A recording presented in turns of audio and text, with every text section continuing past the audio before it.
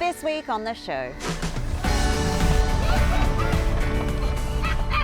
Addy heads to Finnish Lapland to meet the local Sami people fighting to preserve their culture.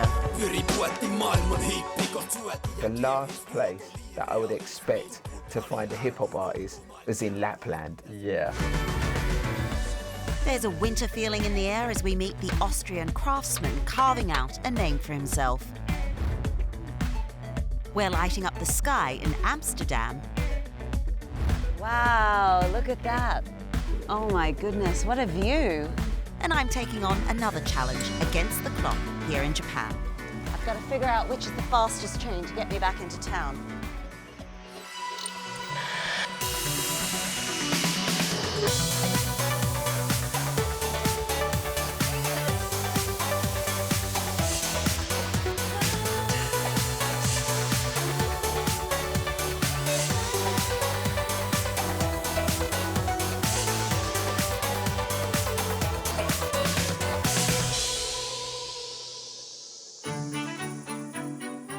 First this week, we're off to Finnish Lapland, where the scenery might be classic Christmas card, but the winters are brutal and you have to be tough to survive.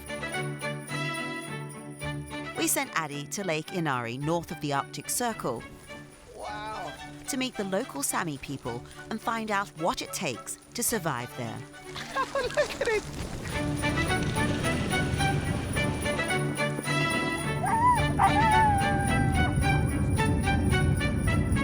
Finnish Lapland is as close as it gets to a winter wonderland.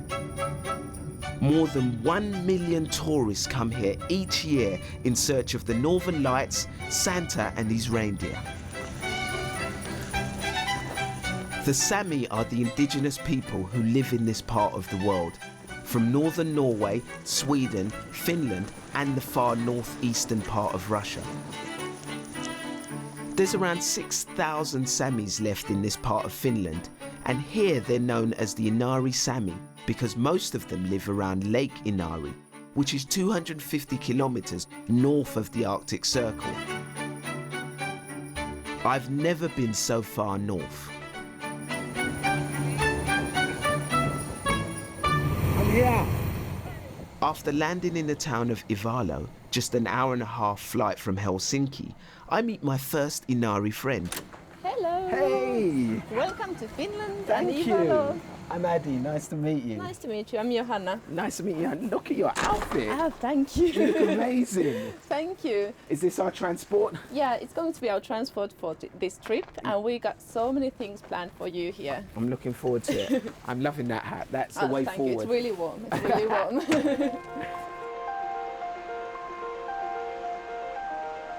Life here must be really tough. There's snow on the ground for 7 months of the year, and the most practical way to move around is by snowmobile. So this is the best way to get there? Yeah, no, there's no other way to get there. Okay, so this is how I'm rolling. Yes. And you're going to teach me, are you? Yeah, Antti, nice to meet Ante, you. nice to meet you, Addy. So tell me about this machine, my friend. Well, these are the things that revolutionized the life in here in one way. Uh-huh. Because we got them about 50, 60 years ago to Finland, and this, made things much more easier actually in here. So what did you use before these? Skis. Skis. Reindeer. Skis and reindeers. Old school. Old school. Normally when you're driving on a track, that you have your feet in here and your hands on the bar. And if you want to go right, you pull from the right one, of course, left to the left one. Yes. Well, brake we have on the left side. Yeah. This is the panic button. So if you lose control, something happens that you want, you just hit that one. So I hit that button and then I go, Ante! Yeah, then we're good to go. Yo, it's so hard to believe that I'm on a snowmobile going across Lake Inari in Finland, and beneath me is thousands and thousands of gallons of water. It's just crazy. This place is so beautiful.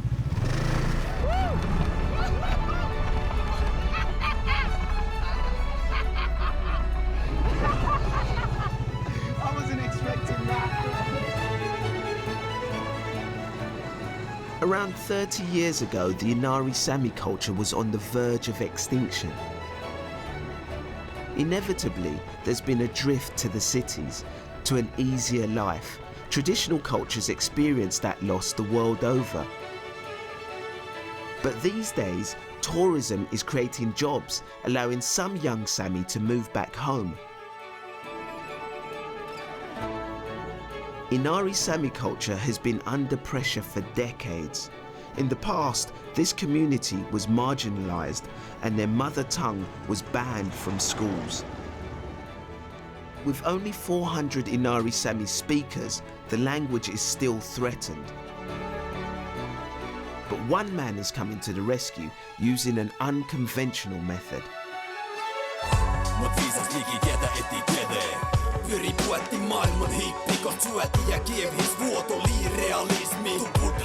Amok, you are a hip-hop artist and you rap in your native language, Inari. Yes, Inari Sami language, yeah. I mean, tell me about it, because I love hip-hop, but the last place that I would expect to find a hip-hop artist was in Lapland. Yeah, in the middle of nowhere.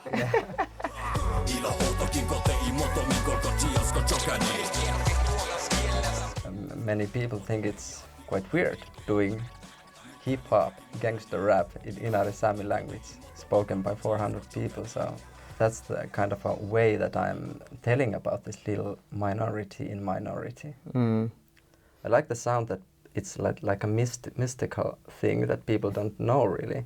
There's only 400 Inari Sami speakers in the world. Yeah. Then, I mean, in that case, how old are they? What's the average age? Are you... Well, of course, the most people who speak Inari Sami in their mother tongue, they are mostly more than 50 years old, or a little bit older people. And those older people, are they into hip hop and your rapping style? I don't think so. But there are this new generation also, because there's a lot of revitalizing programs. Okay, Amak, spit some bars from us, and I am pretty sure this will be the premiere on BBC of anyone hearing someone rap in Inari Sami, so we're looking forward to this. Okay, so Lahmaat som maasat maailman kostlah asom aipas alkos ko maailmloitus maava aiko outil shiva vuos muutaansa. Täluaina mahtot tushot mahtot huksee. Orost ja oskomos osko mut munje monkin oskol tohon mosko cholmi osko shatte oro josko. Brap, brap, brap! Inari Sami in the house!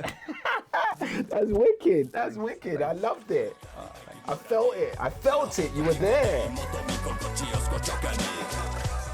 Addy preparing for those long winter nights north of the Arctic Circle in Finland.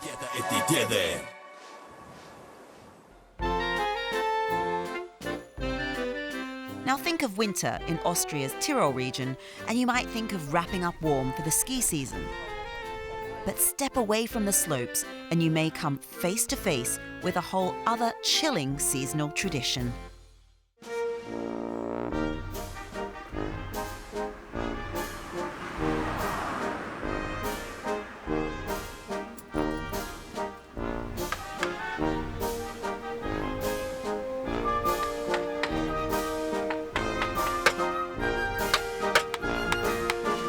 Ungefähr eine Woche bin ich da unterwegs. Das ist relativ viel Arbeit. Das ist alles Handarbeit. Umso natürlicher die Maske wird, umso schöner ist die Maske. Du musst aber wieder einen neuen, schönen Gesichtsaufzug haben. Das ist das Problem bei der Maske. 1. Dezember ist Krampuszeit. Der Nikolaus bringt Süßigkeiten und der Krampus vertreibt eigentlich Böse. Aber wenn du jetzt sehr brav bist das ganze Jahr, dann brauchst du keine Angst haben vom Krampus. Aber wenn du ein schlechtes Gefühl hast, du warst nicht sehr brav in deinem Leben.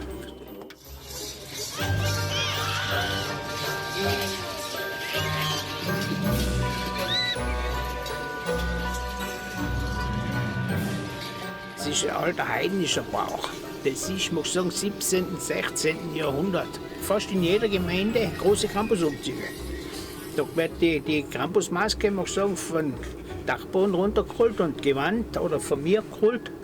Und da ist eine Glocke hinten rauf und da wird noch große Umzüge Feste gefeiert. Gibt es zum Essen, Trinken und halt jeder möchte die schönste haben. Verstehst du? Das ist schon fast ein bisschen modisch auch. Wenn es kalt ist und du hast ein schönes Fell im Rücken, dann ist es schön warm. Ne? Es gibt auch gute Sachen bei Campus. Ja, muss ein bisschen Künstler sein. Da brauchst du ein bisschen Vorstellung. Jetzt solche schöne Maske hast du, oder? Was schön. Oder schöne Hörner, das ist Machtsymbol. Und jetzt großes Steinbock hast du da. So groß. Da hast du, siehst du schon verweit, musst du sagen, ah, das ist gut, Kapitalist. Ja. Wenn du so kleine hast wie diese, dann ist auch mal Maskenschnitzer.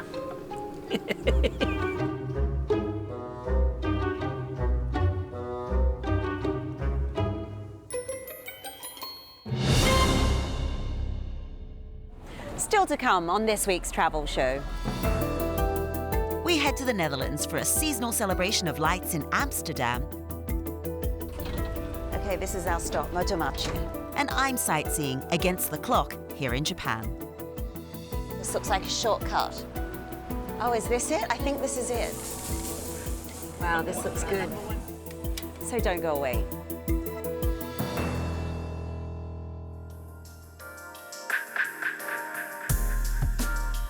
Now, at this time of year, you'll see many capital cities around the world decked out in festive lights, most of which come down at the start of January. But over in the Netherlands, the canals of Amsterdam are being lit up for the first time as part of an innovative art project that will stay in place right through to the end of January. We went to go and meet some of the people behind the idea.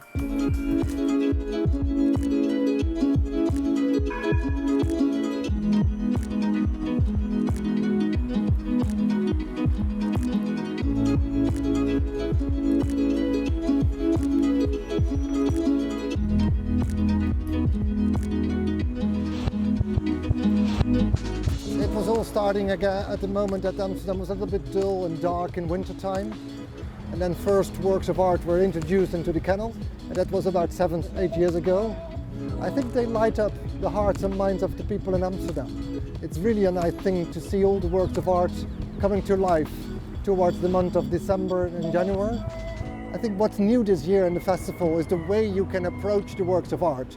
You can use the boat, making a beautiful boat tour, but you also can bike around town, you can walk around town. We have really made different routes to experience all the different works of art. It's nice to see all those installations of light, but the importance of darkness, the importance of rest, of not being part of the system is of course very, very much there as well.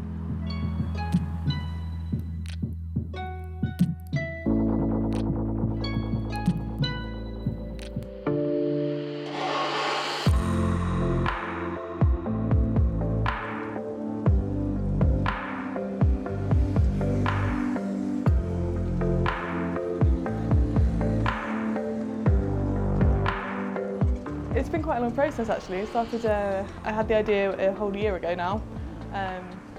So you can enter from anywhere in the world. You submit kind of just, it literally could be a sketch on a napkin, or you could really work it up into a visual, as long as the idea is there. I think there were 600 entries this year that get whittled down to about 100. And then from that, then they go through the next round of judging, and then they pick the final pieces to light up the city. A lot of a couple kind of not talking on their phones, and then a girl or a guy. So initially there were 4 figures on the bench for the first idea. We removed one of them so that it becomes more interactive with the public. And it was kind of easiest, I guess. I modelled one on me so I could take photos of me sat 360 to send off to the sculptor, and then 2 other colleagues where I work. They were based on them, and I think they've captured them quite well. Well, the sculpture arrived on Monday and we had a slight issue with the transport, so sadly it got damaged along the way. It arrived with 2 broken hands and a cracked ankle, and the bench was a bit damaged, but we worked through it, and the guys from Amsterdam Lights Festival have been amazing to help. And we finally fixed it last night. It's an important aspect and part of our lives, but I think it's taking people away from the reality. Like, people go to gigs and film through their phones rather than actually enjoying it and spectating through their eyes. So I'd just like people to kind of stop and take a second to reconnect with the people around them as opposed to their phones. We had a lot of people just coming over being like, oh wow, oh, that looks like my son, or we had two old men that came along and sat down in between, and it's just been really funny to kind of see everyone's reaction to it, because everyone just gets it, everyone can relate to it.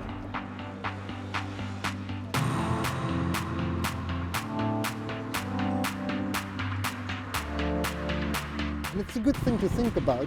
This is a festival, it's nice to enjoy.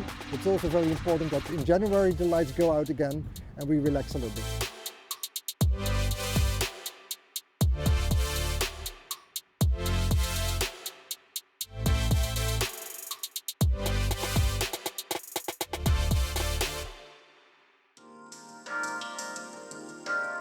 And finally this week, I'm back in Japan to face another travel challenge against the clock. For the first time ever, the Rugby World Cup heads to Asia next year. 400,000 sports fans will go and see their teams at 10 host cities around Japan, in what's also a dry run for the Olympic Games in Tokyo in 2020. Some, though, will be worried about Japan's reputation as a place that's tricky to get around if you don't speak the language. And it's a myth that I think is not always deserved. And to show you why, I'll be exploring 6 of the host cities against the clock. This week, we're in the pretty port city of Kobe on the south coast of Japan's main island. The challenge is this. I've got 90 minutes, the length of a rugby match, plus half-time. The next train is in 3 minutes. Okay. I don't actually know where we're going. To see 3 of its highlights. Wow, look at My friend Ryozo has been making a plan for me. So Kobe is not just beautiful, it has a rich history. It is one of the earliest port towns that opened in Japan. So a lot of Western influences, including culture and food, came through here. So it looks like there's a lot of distance to cover. You haven't made it easy for me. How am I going to get around? So you're going to be going around in the train. I've got you this pass, which will grant you access to public transportation. Ganbarimasu. Ganbatte.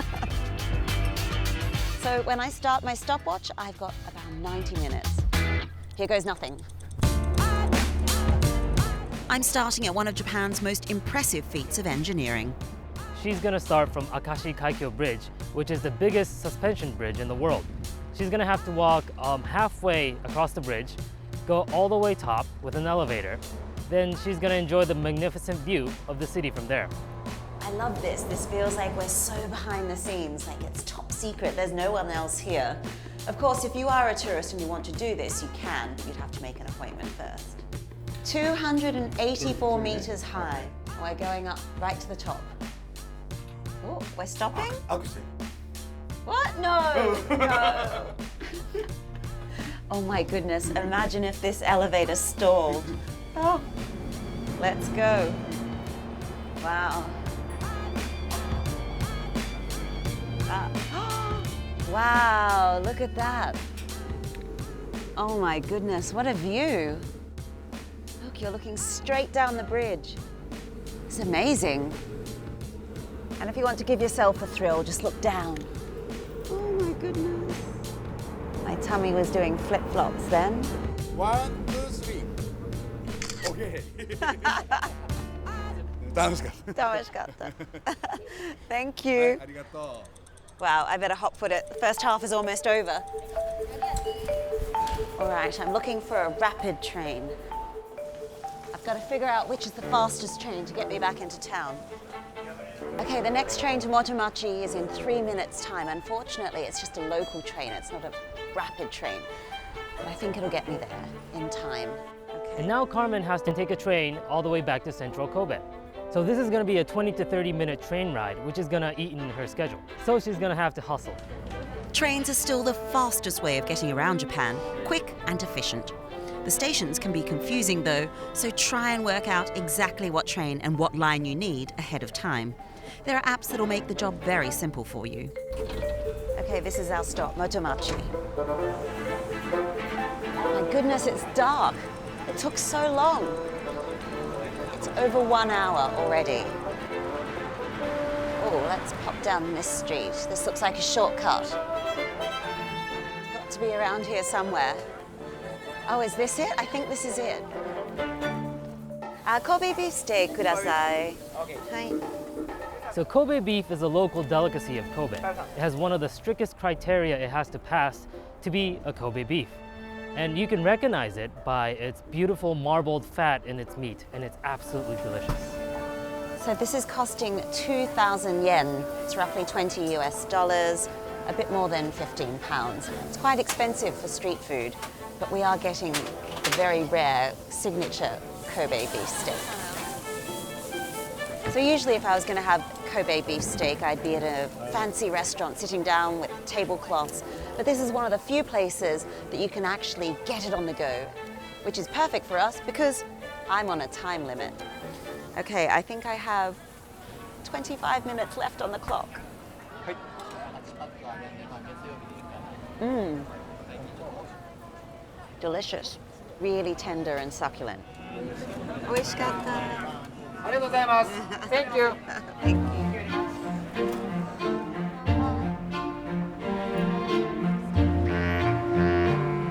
Finally, Carmen has to go up the hill to a foreign residential area from the 1800s. So the area is called Ijinkan in Japanese, which literally translates to foreign people's residence. It was the houses of the traders who came to the Kobe port in the 1800s, and it's a really nice place now to see the slice of history. Many of the different nationalities who settled here have a converted house you can look around. There's a French house, an Italian house, and of course an English house, which comes complete with proper pub, a Sherlock Holmes room, and an opportunity to dress up. How embarrassing. But I'm afraid we did go into extra time. But I think it was worth it. We did pack a lot into just over 90 minutes. And as any rugby team will tell you, you can't win them all.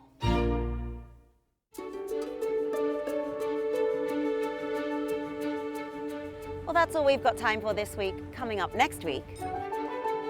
As 2018 draws to a close, we take a look back at some of our favourite adventures from this year, including the time Mike took on the sand dunes of Kazakhstan, and Rajan tried to keep up at a festival here in Japan. Do join us for that if you can. And don't forget, we're also on social media too. The details of those accounts can be found on our website. But in the meantime, from me, Carmen Roberts, and the rest of the Travel Show team here in Kobe, it's goodbye.